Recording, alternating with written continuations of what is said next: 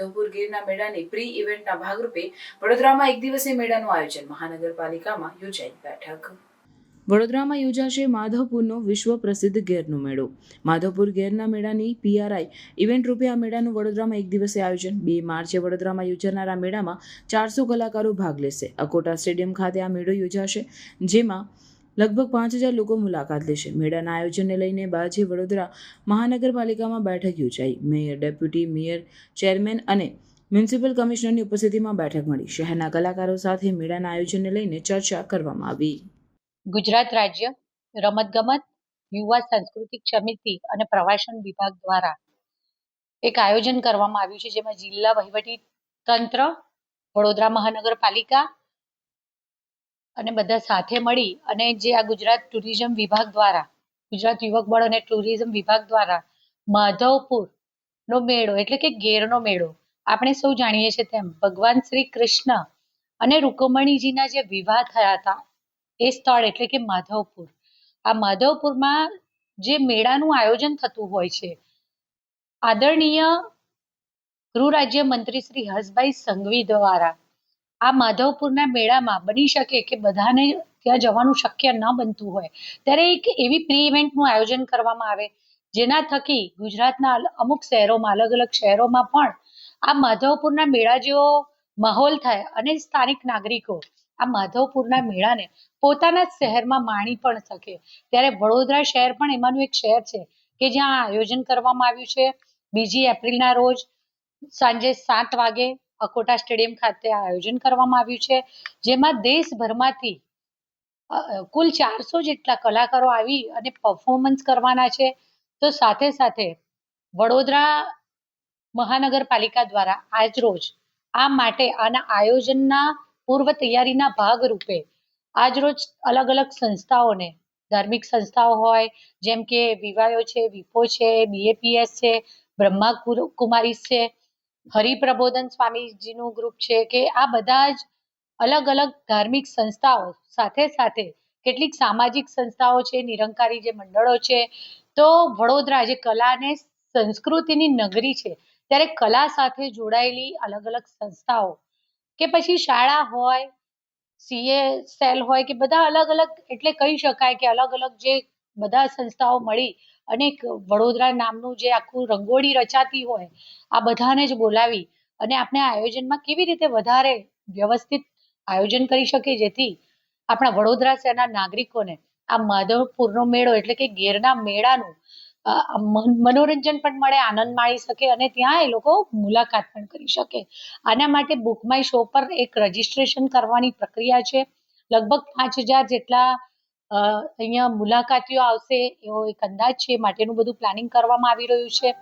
હું આપ સૌ મીડિયાના માધ્યમથી મારા વડોદરા શહેરના નાગરિકોને આમંત્રણ પાઠવું છું કે 2 એપ્રિલ 2025ના રોજ જે અકોટા સ્ટેડિયમ ખાતે માધવપુરનો મેળો એટલે કે ગેરના મેળાનું જે પ્રી ઇવેન્ટનું આયોજન કરવામાં આવ્યું છે, આપ સૌ એમાં ભાગ લો અને આ મેળાનું જે આપણે અહીંયા દ્રશ્ય ઊભી કરી શકે એ માટે 400 જેટલા કલાકારો પણ પરફોર્મ કરી રહ્યા છે. તો આપણે સૌ વડોદરાવાસીઓ આ મેળામાં આપણે સૌ પણ વિઝિટ કરીએ. આભાર. માધવપુર ગેરનો મેળો ગુજરાત સરકાર દ્વારા 6 થી 10 એપ્રિલની વચ્ચે યોજાનાર છે. માનનીય મુખ્યમંત્રી સાહેબ 6 તારીખે સાંજે 6 કલાકે એનું ઉદ્ઘાટન થવાનું છે. 6 થી 10 એટલે કે 6 એપ્રિલથી લગાવી અને 10 એપ્રિલ સુધી આ મેળો ત્યાં યોજાનાર છે. આ મેળામાં પણ બહોળી સંખ્યામાં લોકો જાય એવું મારું રાજ્ય સરકાર વતી કહેવાનું છે. સાથોસાથ વડોદરા મુકામે પણ 2 એપ્રિલ એ સાંજે 7 વાગે એનો પ્રી ઇવેન્ટ છે. એટલે 2 એપ્રિલ સાંજે 7 વાગે અકોટા સ્ટેડિયમ જે છે વડોદરાનું, ત્યાં એનો પ્રી ઇવેન્ટ છે. ત્યાં પણ બહોળી સંખ્યામાં લોકો પાર્ટિસિપેટ કરે એ કાર્યક્રમને નિહાળે એવી બધાને જાહેર આમંત્રણ છે. સાથોસાથ મુખ્ય બાબત એ છે કે નોર્થ ઇસ્ટના 200 કલાકારો અને ગુજરાતના 200 કલાકારો, બંને કલાકારો નોર્થ ઇસ્ટ અને ગુજરાત કલાકારો ત્યાં સાંસ્કૃતિક પ્રોગ્રામ પ્રસ્તુત કરવાના છે. બધા નગરવાસીઓને જાહેર નિમંત્રણ છે કે ત્યાં આવે. બુક માય શો જે છે એના પર પણ એનું રજીસ્ટ્રેશન થઈ શકશે. એટલે પુનઃ એકવાર 2 એપ્રિલ સાંજે 7 વાગે અકોટા સ્ટેડિયમ ખાતે આ પ્રોગ્રામ જે પ્રી ઇવેન્ટ માધવપુર ગેડના મેળાનો છે એ નિહાળવા લોકો ખૂબ આવે એ માટે હું બધાને નિમંત્રણ આપું. વિરાસત ઓર વિકાસ, જે વિવિધતામાં એકતા ભારતીય સંસ્કૃતિમાં જોવા મળે છે. અલગ અલગ સંસ્કૃતિનો સંગમ એટલે ભારત દુનિયાનો સૌથી મોટો ડેમોક્રેટિક દેશ. અને 15મી સેન્ચુરીમાં પોરબંદર જિલ્લાના માધવપુર ઘેડ ખાતે માધવરાયનું મંદિર છે. અને આ મંદિર પર કૃષ્ણ ભગવાન અને રૂકમણીજીના વિવાહ થયા તેની યાદમાં દર વર્ષે માધવપુર ઘેડનો મેળો યોજાય છે. આ મેળો રામનવમીથી લઈને 5 દિવસ સુધી ચાલતો હોય છે. 6ઠી એપ્રિલથી 10મી એપ્રિલ સુધી આ મેળો માધવપુર ઘેડમાં યોજાવાનો છે. આ ઇવેન્ટને ખૂબ મોટું કદ મળે અને ખાસ કરીને ઉત્તર પૂર્વીય રાજ્યના કલાકારો અને ગુજરાતના કલાકારો પોતાની જે આર્ટ, નૃત્ય અને ફોક ડાન્સ છે એનું જે એક્ઝિબિશન કરવાના છે. માધવપુરના ઘેડમાં ભક્તિ અને કલાનો સંગમ, ઉત્તર પૂર્વી રાજ્ય અને ગુજરાતનો સંગમ જોવા મળતો હોય છે.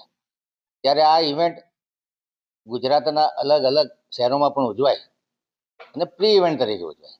6ઠીથી 10મી એપ્રિલ સુધી મેળો છે. વડોદરામાં લગભગ 400 જેટલા કલાકારો, આમાંથી 200 જેટલા ઉત્તર પૂર્વીય રાજ્યના કલાકારો અને 200 જેટલા ગુજરાતના કલાકારો આ ઇવેન્ટમાં ભાગ લેવાના છે. 2 ઓક્ટોબરે સાંજે 7 વાગે અકોટા સ્ટેડિયમ ખાતે આ ઇવેન્ટ યોજાનાર છે. અને આ ઇવેન્ટમાં સૌથી વધારે લોકો ભાગ લે આટલા મોટા ઈશ્વર વિષ્ણુજીનો 8મો અવતાર એવા શ્રી કૃષ્ણ ભગવાન ગુજરાતની ધરા સાથે જોડાયેલા છે. ત્યારે ગુજરાતમાં વડોદરા એ સાંસ્કૃતિક પાટનગર તરીકે ઓળખાય છે, કલા નગરી તરીકે ઓળખાય છે. ત્યારે આપના માધ્યમથી તમામ નાગરિકોને આ ઇવેન્ટમાં આમંત્રિત કરું છું.